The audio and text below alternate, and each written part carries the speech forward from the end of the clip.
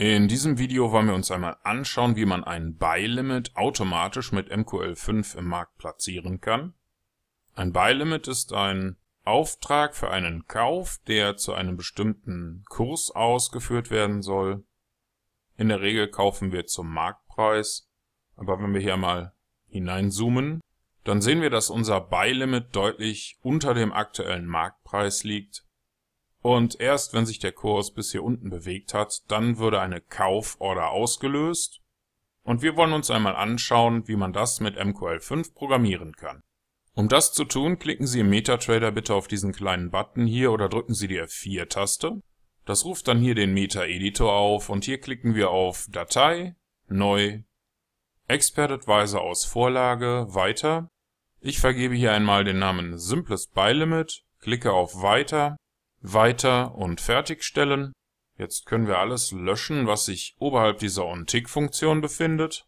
Auch die 2 Kommentarzeilen werden entfernt. Wir starten, indem wir mit dem Include-Befehl die Datei trade.mqh importieren. Das ist eine Bibliothek, die vereinfachte Handelsfunktionen bereitstellt und die mit MQL5 installiert wird. Danach erstellen wir uns eine Instanz von ctrade. Die bekommt den Namen Trade und diese Instanz werden wir später nutzen, um unser Buy-Limit im Markt zu platzieren. In der OnTick-Funktion selbst müssen wir zunächst einmal den Ask-Preis berechnen. Das machen wir mit der Funktion SymbolInfo_Double für das aktuelle Währungspaar auf dem Chart und wir nutzen Symbol_Ask, alles in Großbuchstaben, um den Ask-Preis zu ermitteln. Mit Normalized Double und Underscore Digits lässt sich der ermittelte Preis auf die entsprechende Anzahl von Nachkommastellen kürzen. In diesem Währungspaar wären das 3, während das in anderen Währungspaaren auch mal 5 Nachkommastellen sein können. Für dieses einfache Beispiel ermitteln wir einfach, ob wir bereits offene Orders oder Positionen haben. In MQL5 gibt es 2 unterschiedliche Befehle dafür. Orders Total liefert uns die Anzahl der Aufträge für Positionen und Positions Total liefert uns die tatsächliche Anzahl von geöffneten Positionen. Mit diesem doppelten Und hier lassen sich beide Bedingungen miteinander verknüpfen und wir setzen erst dann unser Buy-Limit ab, wenn beides geprüft worden ist.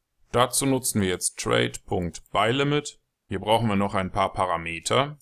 Die werden hier in runden Klammern übergeben. Ich mache immer direkt beide Klammern. Man kann leicht eine Klammer vergessen und gerade für Anfänger ist es vielleicht gut zu wissen, dass man eine Klammer markieren kann. Dann wird immer die jeweils andere Klammer ebenfalls angezeigt. So kann man relativ einfach herausfinden, ob man in solchen Konstrukten hier irgendwo eine Klammer vergessen hat oder eine Klammer zu viel nutzt. In unserem ersten Parameter geben wir an, wie viel wir kaufen wollen. In diesem Fall sind das 10 Microlot. Parameter Nummer 2 gibt an, zu welchem Preis unser Buy-Limit gesetzt werden soll. Wir möchten gerne 200 Punkte unter dem aktuellen Ask-Preis unser Buy-Limit setzen. Im nächsten Parameter geben wir an, für welches Währungspaar wir diesen Auftrag erteilen wollen. Mit Unterstrich-Symbol wird das automatisch ermittelt für das Währungspaar, das wir gerade auf unserem Chart haben. Danach kommt ein Wert für den Stop-Loss. In unserem Fall haben wir hier 0 gewählt. Wir könnten für den Stop-Loss diese Notation hier verwenden und den zum Beispiel 400 Punkte unter den aktuellen Ask-Preis setzen. Was wir aber setzen, ist auf jeden Fall ein Take-Profit. 200 Punkte über dem Ask-Preis. Möchten wir die Position gerne mit Profit schließen. Als nächstes geben wir an, wie lange unsere Order gültig sein soll. Wir nutzen hier OrderTime GTC. Das steht für Good to Cancel und bedeutet, wir haben kein Ablaufdatum. Darum ist auch unser nächster Parameter eine 0. Hier könnten wir eine Ablaufzeit definieren. Und der letzte Parameter wäre ein Kommentar. Damit ließe sich beispielsweise bei der Verwendung von mehreren Expert Advisors in einem Chart rausfinden, zu welchem Expert Advisor unser Buy-Limit gehört. Sowas nutze ich so gut wie gar nicht. Das war's soweit. Hinter die zweite runde Klammer kommt noch ein Semikolon. Und wenn Sie soweit alles eingegeben haben, Dann klicken Sie hier oben auf Kompilieren oder drücken Sie die F7-Taste.